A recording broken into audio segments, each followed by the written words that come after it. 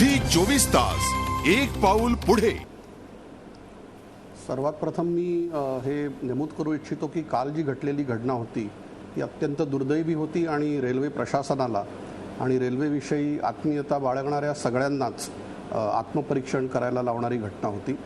त्याला आपण अपघात अशी संज्ञा दिलीत, पण आपल्या पॅनलवरती बदलेले तज्ज्ञ आहेत, त्यांना हे कळेल की हे अपघात या संज्ञेमध्ये न बसणाऱ्या या घटना आहेत आणि ज्याच्यामध्ये रेल्वे प्रशासनाची, रेल्वेच्या कर्मचाऱ्यांची निष्काळजीपणा किंवा चूक अशा प्रकारची काही गोष्ट नसल्यामुळे त्याला अपघात ही संज्ञा देणं मी तितकंसं बरोबर मानत नाही। परंतु तरी देखील प्रवाशांचा बळी जातोय ही अत्यंत चिंतेची गोष्ट आहे आणि रेल्वे प्रशासन त्याविषयी अनेक उपाय करतंय आणि जर आपण मला वेळ दिलात तर या उपायांची सांगोपांग चर्चा करण्याची सर, मी उपायांवर जातोय, मला आधी कारण सांगा। त्याची कारणं स्पष्ट आहेत। आपल्याकडे प्रवाशांची संख्या साधारणपणे जर 1999-2000 साल आपण घेतलं तर 26 लाखाच्या आसपास होती, म्हणजे मध्य रेल्वेवरती उपनगरीय प्रवाशांची दैनिक संख्या, सरासरी संख्या, आणि आज 2011-12 मध्ये ती वाढून जवळजवळ 38 लाख इतकी झालेली आहे। आणि याच काळामध्ये आपल्याकडे 99-2000 साली जर साधारणपणे 1000 सबर्बन सर्व्हिसेस म्हणजे उपनगरीय गाड्या आपण चालवत होतो, तर आज आपण साधारण 1578 ते 1600च्या दरम्यान गाड्या चालवतो। तर गाड्यांच्या संख्येत आपण वाढ केलेली आहे। आपण 9 डब्यांच्या गाड्यांपासून 12 डब्यांपर्यंत गेलेलो आहोत।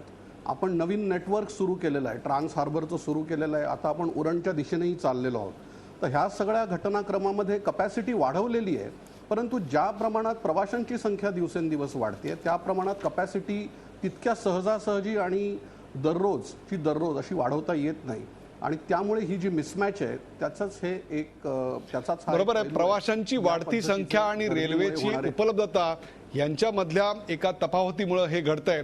परंतु यापेक्षा सुद्धा अत्यंत महत्त्वाचा मुद्दा आणि तोच घेऊन जायचा मला मधु कोटियन यांच्याकडे। मधु कोटियन हे रेल्वे प्रवासी संघटनेचे अध्यक्ष आहे। मधु कोटियनजी, आपलं स्वागत। मला तुम्ही सांगा की रेल्वेचे हे जे सगळे बळी पडतायत रेल्वे प्रवासात, ते लोकांच्या चुकांमुळे आहेत का रेल्वेच्या तांत्रिक चुकांमुळे किंवा रेल्वेकडे सरकारनं केलेल्या अक्षम्य दुर्लक्षामुळे आहेत? म्हणजे एक प्रकारे हे खूनच नाहीत का? प्रथमतः की मरणाऱ्यांची जी संख्या बघितल्यावरती की एखाद्या युद्धभूमीवरती आम्ही रोज सकाळी प्रवासी जो निघतोय घरातून, तर असं वाटतं की तो सैनिक आहे का की युद्ध रणभूमीवरती जाऊन लढून तो बचेंगे तो फिर घर लौट आएंगे, इस तरह का एक स्लोगन देकर, असं आपण स्लोगन म्हणूया त्याला, अशा पद्धतीने लोक प्रवास करतायत। आता मालेगावकरनी जे आता विधान केलेलं आहे त्याच्याबद्दल मी अजिबात सहमत नाही आहे, कारण एक नियोजनबद्ध असं योजना होत नाही आहे। फॉर एक्झाम्पल तुम्ही घेतलं तर टाइम टेबलचा विषय घ्या।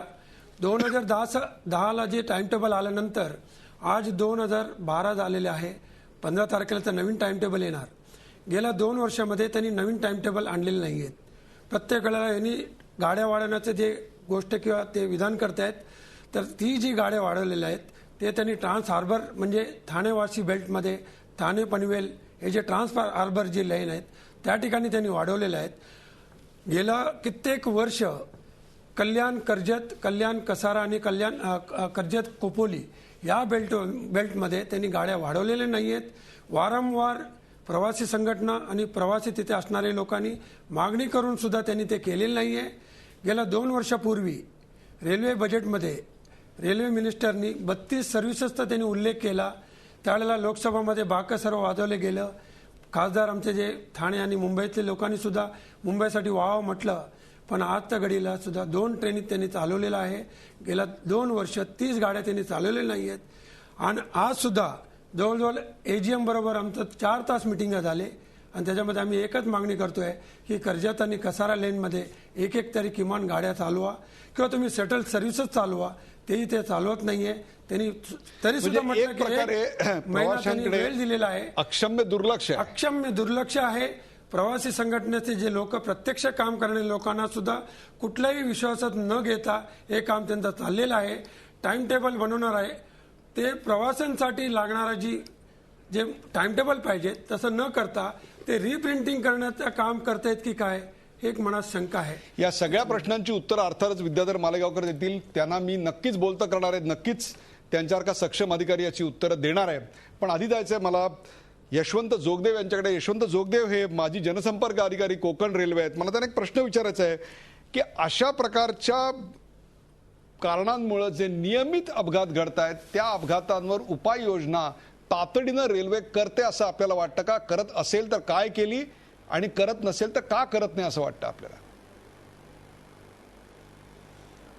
रेल्वेच्या अपघाताला आणि गाडीतनं पडून जे लोक होतात त्याच्यामध्ये रेल्वेची कपॅसिटी वाढणं हा रेल्वेच्या हातातला फॅक्टर आता राहिला नाही आहे.